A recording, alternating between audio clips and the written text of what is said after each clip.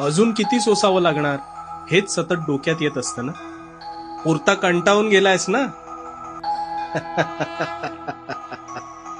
आता तुझी ही सुद्धा समस्या मिटवतो. मी निव्वळ त्यांचीच प्रश्नपत्रिका कठीण काढतो जे त्या परीक्षेस पात्र असतात. त्यामुळे तुझी प्रश्नपत्रिका जर तुला कठीण जात असेल तर तू त्या जीवन परीक्षेस पात्र आहेस म्हणूनच.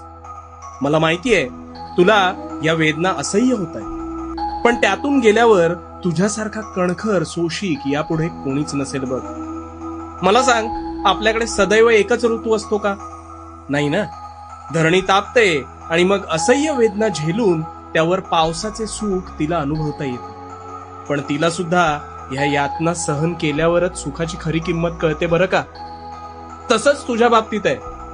तुझी ही सुद्धा वेळ सरून जाईल आणि लवकरच तुझा सुवर्ण